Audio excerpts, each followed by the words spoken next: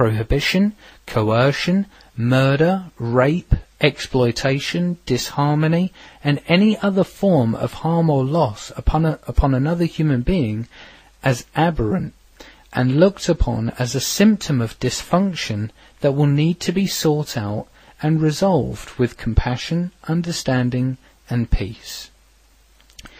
In that context, then I suppose maybe yes, an RBE is the homogenization of the planet. However, this is not an oppressive system. Think about all the living things that comprise the form and function of your own body. Each cell, each organism, and each fibre of you is autonomous in its own regard, but also homogeneous in the respect that there is a common purpose that needs to be worked towards together, that being the continued survival of the organism as a whole, your body. Now, picture that orientation of both autonomy but mass cooperation towards a mutually advantageous goal, but instead that each human body comprises the constituent parts of the larger organism we call Earth. A quote that comes to mind is one by Carl Sagan when he says, "An organism at war with itself is doomed." Anyway, question 4. The movement aims to change, nay, remove current norms and values and build a new culture. How and what is the timescale do they give this? Well, as I've said in previous podcasts, that all depends on how badly we want a better world.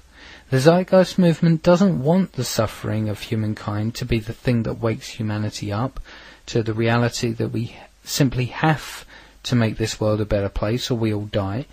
But we just recognise that this is the unfortunate reality for a lot of people, meaning that we recognise that the level of indoctrination in a lot of people is so deep that it will have to take something as momentous as the total collapse of modern society and the system that we've come to know as the boot up the backside to make them realise that you cannot have infinite growth on a finite planet. It's up to all of us to push for this change.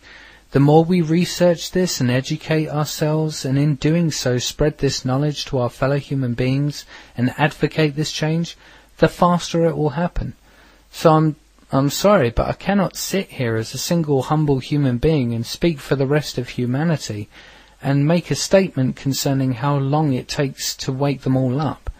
It's down to what we all do to push for this change as quickly as possible. Anyway, question 5. What do you mean by resource-based economy?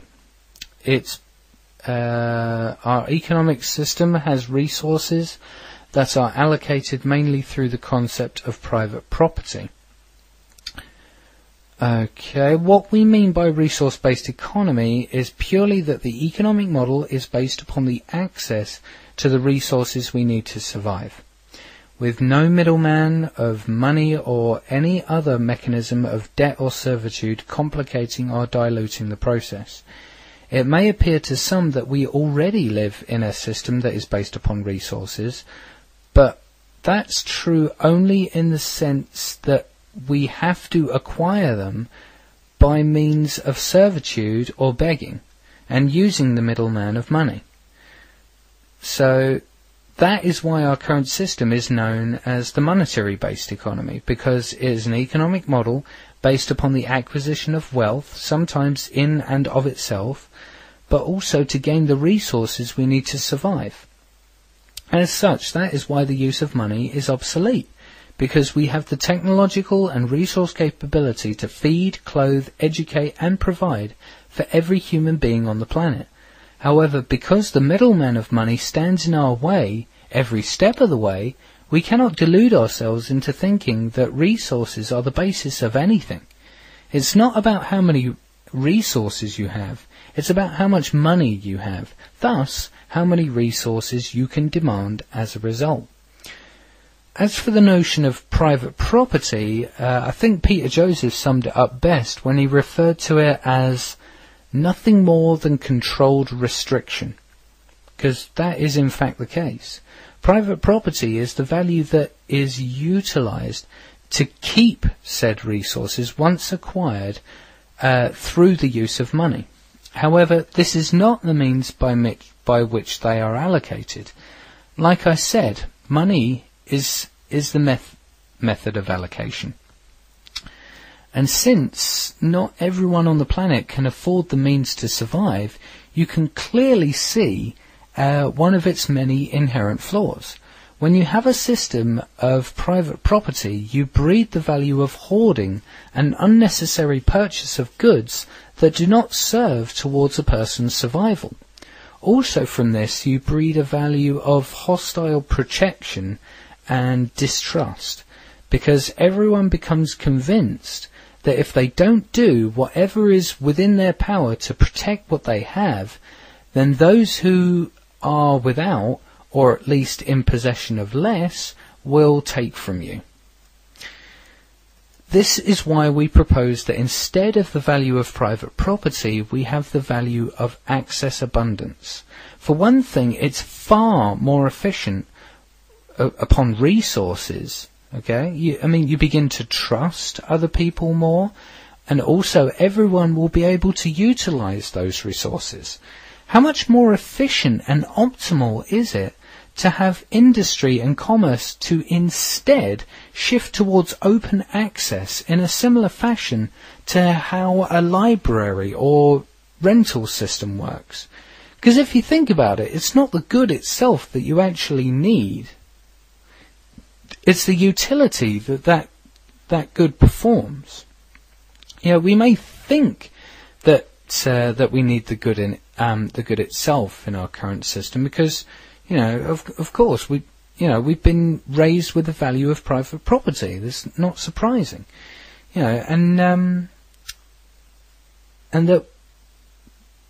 that we all need one of everything. That it's ridiculous. I mean, how about when we share something, we all make use of it and we all benefit? Problem solved. But anyway, moving on. Question 6. And in terms of resources, how do they get past the second law of thermodynamics?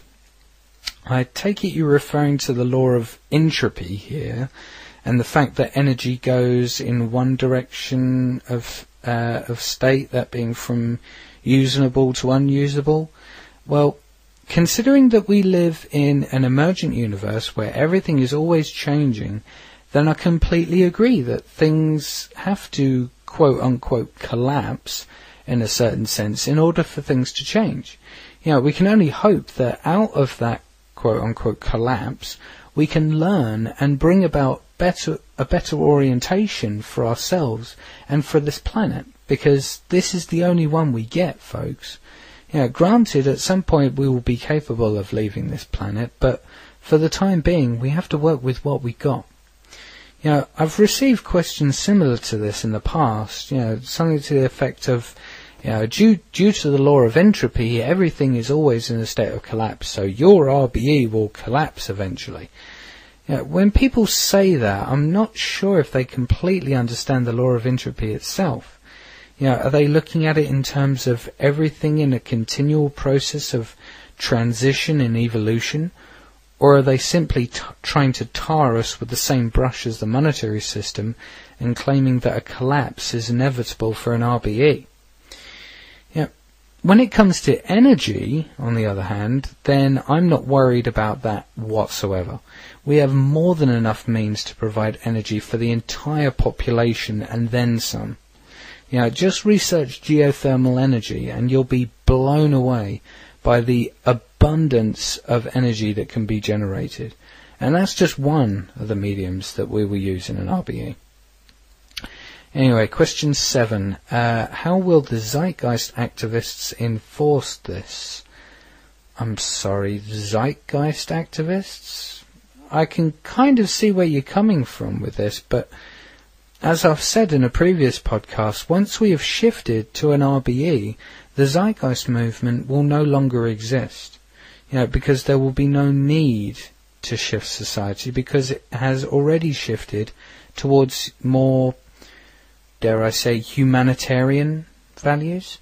When it comes to the idea of enforcement, especially the notion of enforcement, eventually there will be no need to enforce anything, because human values will have culminated in such a way that each and every person will be self-governing and in tune with altruistic values that sustains their lives and the lives of others, and realizes that any harm or loss that is caused to another person affects also the arbiter of the harm and loss, and also society as a whole. Anyway, moving on. Question 8. Culture is more than just a social construct or dialectical history. It's made how people live their lives. It's made up of norms and values from institutions and traditions, and from an individual basis. The physical environment shapes people's attitudes and sense of place, adding to what is culture. So the question is, if the physical environment is what creates culture, how can you rebuild a new culture without altering the environment and avoiding all the environmental shiz that gets kicked up in the process? Well, actually you've contradicted yourself slightly. You've said that the environment adds to culture, and then said that it shapes culture. In essence, we do not plan to avoid altering the physical environment at all, because that will change as well, as it always has done, as a result of societal change. As such, I would in fact argue that it is societal values and attitudes which dictates the physical environment in terms of physical infrastructure like buildings, orientations of city layouts, transportation systems, etc. Then it gets reflected back towards society, and then the two perpetually bounce off each other and hence shape each other. When it comes to radical social change, however, society has to change from the inside out if we expect to see this kind of change manifest.